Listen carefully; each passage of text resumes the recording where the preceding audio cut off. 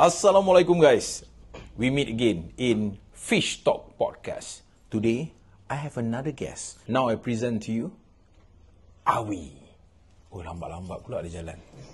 Allah. So my name is Ijoy. So our special guest for tonight is Awi. Yeah. So And I is Aaron. Oh, Aaron. Okay. So Awi, Yeah. Do you like fishing? I think so. And I like fishing.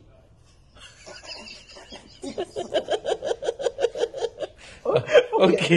next question. That's good. That's a good answer. Okay. Alright. Pening kepala aku lah guess macam ni. Usually, where do you fish? Where I going to fishing? Yes. I go fishing into our pond. Pond. Yeah, pond. Oh, kolam ah. No, not pond dan, okay? Our pond and our river. And, Oh, river. Yeah. River here in Hulu Selangor. Yeah, Selangor. Stream fishing ah. Yes, stream fishing. Stream fishing. What kind of setup are you using? Semi-UL. Semi-UL. Meaning? Wow. That's the first time I'm hearing it. Semi-UL. Okay. Tell me more about this semi-UL. Poundage rating? My setting, I know lah. Oh, okay. The poundage rating for the semi-UL. Not semi-UL. No. Medium light. Oh, medium. Yeah, Hey, medium medium light. Oh. Semi-UL is half of UL, you know. 0.5 and 1. Okay, so medium Medium light. Medium light, eh? Yeah. Okay. So what kind of fish do you usually fish at this catch or you fish for them in this kind of river here in Hulu Selangor? In Selangor. I'm fishing like Hampala. Hampala. Oh, Yeah. oh my goodness. Hampala. You're good. You have good English. Oh. This deck, sit down. Oh, okay. Harwan. Snake Snakehead lah. head, yeah. Snakehead. Okay. Best catch ah. Best catch, like a cat.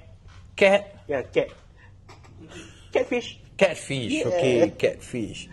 Okay, in pond. Is it catfish pond or Baramundi pond? I don't think so. But Baramundi is siakap. I know. And then? But I don't like siakap. Oh, saikap. Sorry, I'm from Thailand. What kind of pond did you visit? I'm going to DHA at KKB. That one is Baramundi pond, right? Yeah. And then you said just now you don't... I not searching Baramundi. But you at Baramundi pond? I don't care what is Baramundi. And then what kind of fish that you get in there? Tongkol. Oh, tuna. Tuna, yeah, tongkol. Wow. Semi tuna. So the best catch lah. The best catch. What's this name? What the name? I don't know what's the fish name in English. In Malay? In Malay, I know what is English. Oh.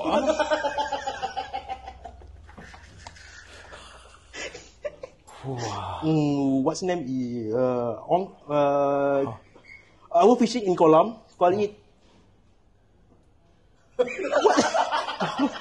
MJ. Yeah, MJ. Michael Jackson. Kachi. Okay. They call this name too is MJ. MJ. The short form. The long form? Long form Michael Jackson. Yeah, right? Yeah. The best experience ever lah in fishing. I'm going to Thailand and fishing Hampala. Yeah. Big. So big. So big. And What is my best catch lah. What is the weight? 2.5. 2.5 kg, eh? Yes. Or kati? No. Kg. Tan. Oh. kg lah. Kg, eh? Hampala. In Thailand. Not East Thailand. Which part of Thailand? It's Banglang. Banglang Dam. So you went to Banglang Dam, eh? Yeah. Wow, you international angler already, eh? No. Just one time already. One time also consider international angler. One time already, eh? Yeah. So what's you looking forward in the future? Where do you want to go? I Fishing? want to go Sarawak.